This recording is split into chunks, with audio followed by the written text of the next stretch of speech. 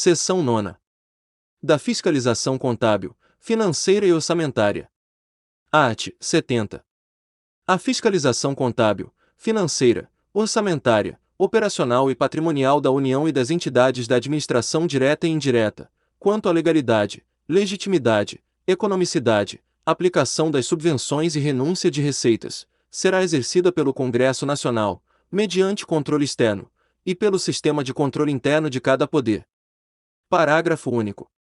Prestará contas qualquer pessoa física ou jurídica, pública ou privada, que utilize, arrecade, guarde, gerencie ou administre dinheiros, bens e valores públicos ou pelos quais a União responda, ou que, em nome desta, assuma obrigações de natureza pecuniária. Art. 71. O controle externo, a cargo do Congresso Nacional, será exercido com o auxílio do Tribunal de Contas da União, ao qual compete. Inciso 1. Apreciar as contas prestadas anualmente pelo Presidente da República, mediante parecer prévio que deverá ser elaborado em 60 dias a contar de seu recebimento. Inciso 2. Julgar as contas dos administradores e demais responsáveis por dinheiros, bens e valores públicos da administração direta e indireta, incluídas as fundações e sociedades instituídas e mantidas pelo Poder Público Federal, e as contas daqueles que derem causa à perda, extravio ou outra irregularidade de que resulte prejuízo ao erário público. Inciso 3. Apreciar, para fins de registro, a legalidade dos atos de admissão de pessoal, a qualquer título, na administração direta e indireta, incluídas as fundações instituídas e mantidas pelo poder público, excetuadas as nomeações para cargo de provimento em comissão, bem como a das concessões de aposentadorias, reformas e pensões, ressalvadas as melhorias posteriores que não alterem o fundamento legal do ato concessório. Inciso 4.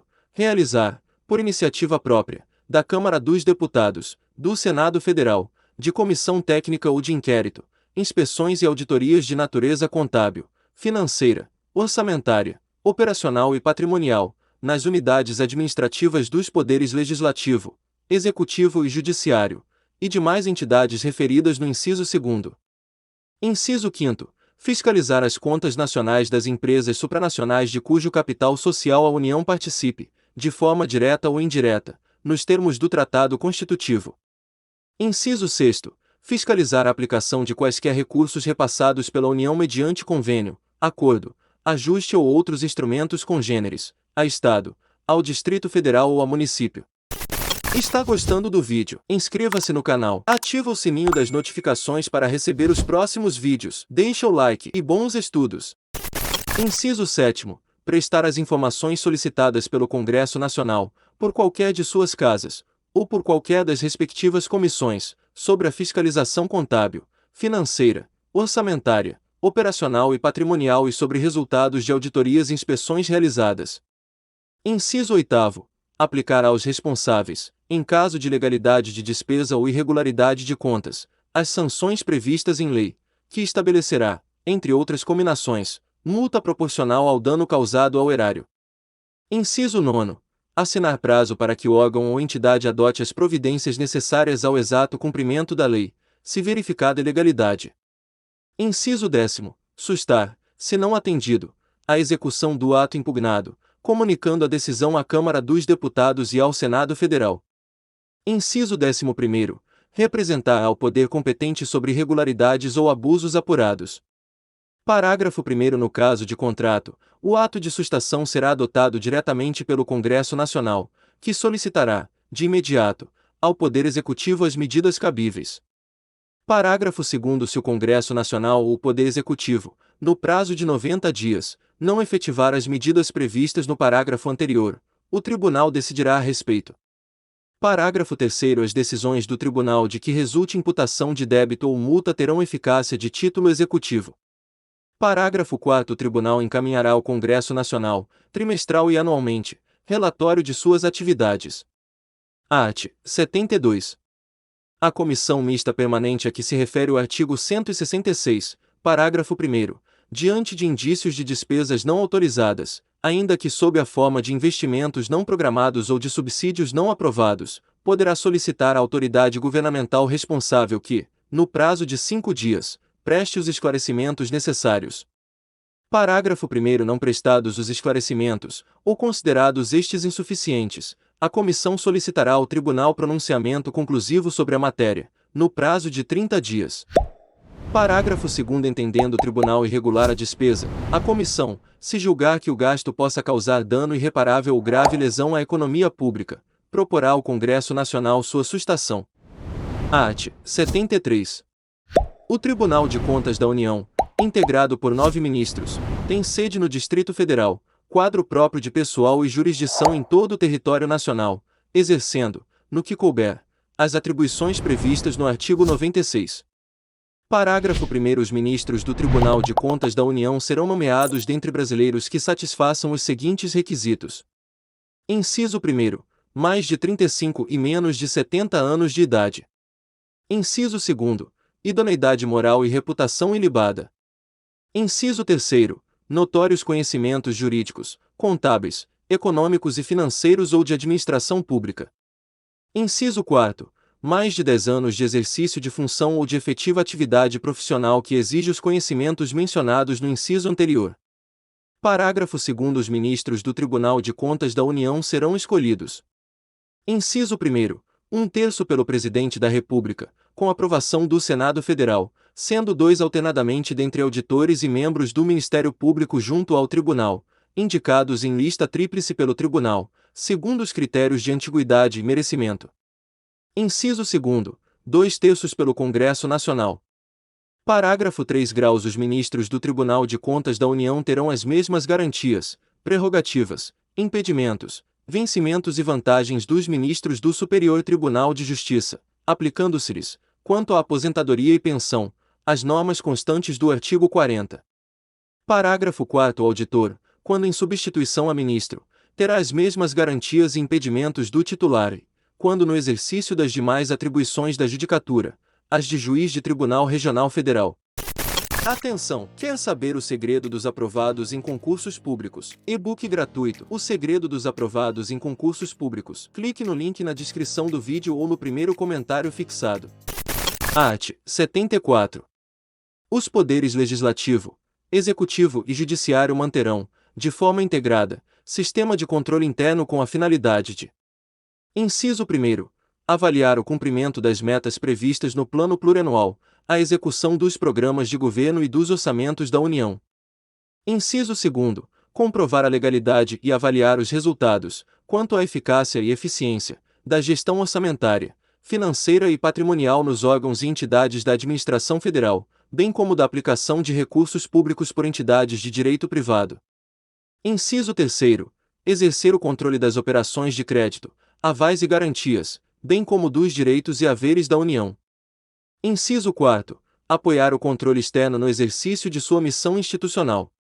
Parágrafo 1º. Os responsáveis pelo controle interno, ao tomarem conhecimento de qualquer irregularidade ou ilegalidade, dela darão ciência ao Tribunal de Contas da União, sob pena de responsabilidade solidária. Parágrafo 2º. Qualquer cidadão, partido político, associação ou sindicato é parte legítima para, na forma da lei, denunciar irregularidades ou ilegalidades perante o Tribunal de Contas da União. Art. 75.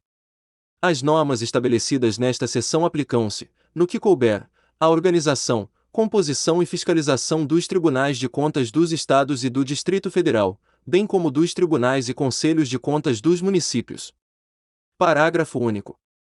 As constituições estaduais disporão sobre os tribunais de contas respectivos, que serão integrados por 7 conselheiros. Capítulo 2º. Do Poder Executivo. Seção 1ª. Do Presidente e do Vice-Presidente da República. Art. 76. O Poder Executivo é exercido pelo Presidente da República, auxiliado pelos Ministros de Estado. Art. 77. A eleição do Presidente e do Vice-Presidente da República realizar-se-á, simultaneamente, no primeiro domingo de outubro, em primeiro turno, e no último domingo de outubro, em segundo turno, se houver, do ano anterior ao do término do mandato presidencial vigente. Parágrafo 1º. A eleição do Presidente da República importará a do Vice-Presidente com ele registrado.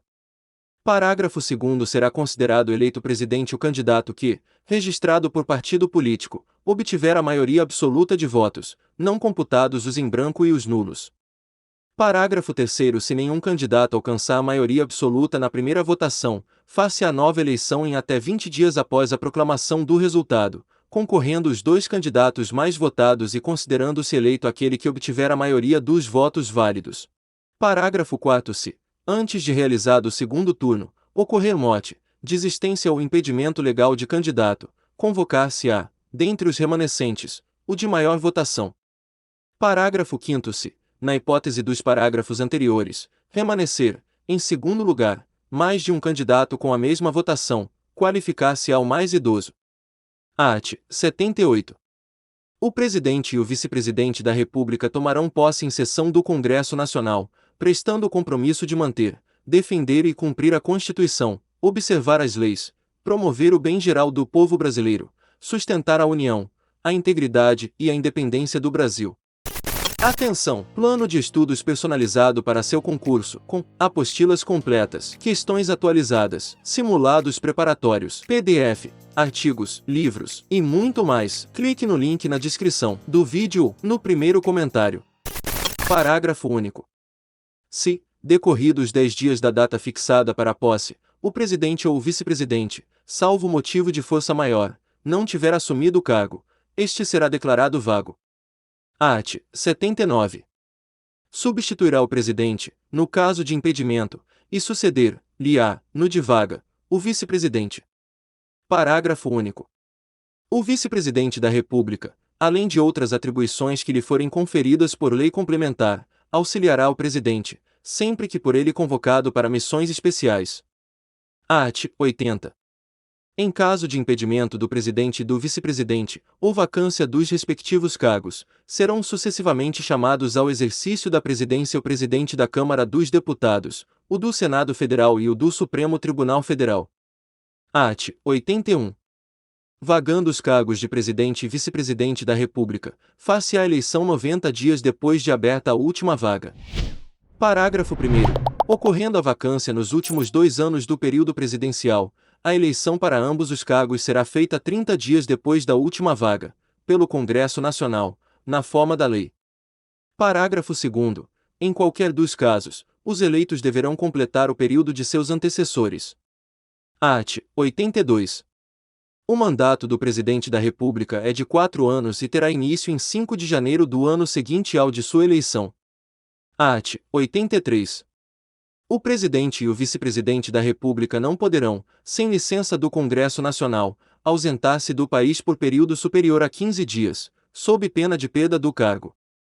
Se você chegou até o final deste vídeo, escreve aqui nos comentários: eu serei nomeado. Inscreva-se no canal se não for inscrito, deixa o like e compartilha com amigos e bons estudos.